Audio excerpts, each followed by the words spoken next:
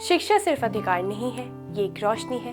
और इसी बात को साबित किया है मोहम्मद हफीज फुरकान आबादी ने, जिनका दिल, जिनका जीवन आशा, ज्ञान और सद्भाव की किरण बन गया है। आदाब, मैं हूँ आपके साथ अमीना माजिद और आप देख रहे हैं आवाज़ द वॉइस। मोहम्मद हफीज ने 4 दशक से ज्यादा वक्त यंग माइंड्स को आकार देने और शिक्षा के जरिए समुदायों को एकजुट करने में बिताया है। अरबी में मास्टर्स डिग्री के साथ हफीज ने अपने 12वीं पूरे करने के बाद अपनी ये जर्नी शुरू की। उन्होंने डोडा के एक निजी स्कूल रॉयल एकेडमी में पढ़ाना शुरू किया। उसके बाद अरबी, उर्दू और अंग्रेजी पढ़ाने लगे। उनका जुनून साफ था, शिक्षा सिर्फ पेशा नहीं बल्कि एक मकसद था। 15 जून 1995 को सरकारी टीचर के रूप में नियुक्त किया गया था।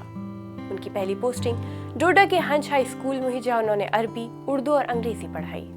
लेकिन वो जिस क्लास में जाते थे वो अक्सर आधी खाली होती थी, खासकर लड़कियों की।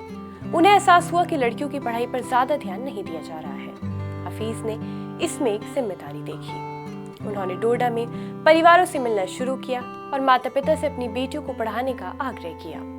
धीरे धीरे मानसिकता बदल गई और हफीज एक टीचर से कहीं बढ़कर बन गए।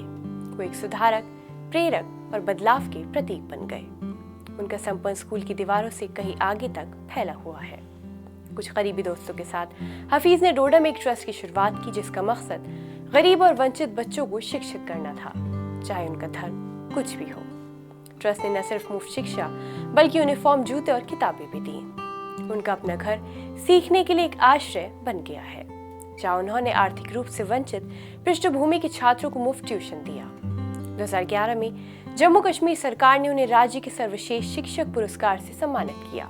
इसके अलावा हफीज ने हिंदू मुस्लिम एकता को बढ़ावा देने के लिए भी बहुत काम किए हैं। उनके समावेशी प्रयासों ने उन्हें सभी समुदाय में सम्मान दिलाया। उनके एक पूर्व छात्र, जो भी एक सरकारी अधिकारी हैं, ने आवाज़ द वॉइस को बताया कि वो किसी भी चीज से पहले मानवता सिखाते हैं। शिक्षक के अलावा हफीज ने एक लेखक और कवि के रूप में भी अपनी पहचान बनाई है। उन्होंने बुक्स भी लिखी, जो रचनाएं जम्मू में व्यापक रूप से पढ़ी और सराही जाती हैं। इसके अलावा उनकी कई काव्य रचनाएं पूरे जम्मू और कश्मीर के स्कूलों में सुबह की सभाओं में सुनाई जाती है। एक उल्लेखनीय करियर के बाद मोहम्मद हफीज दिसंबर 2022 में सरकारी सेवा से रिटायर हुए, लेकिन वो रुके नहीं और उनकी कहानी सबके लिए एक एग्जाम्पल के तौर पर सामने आती है।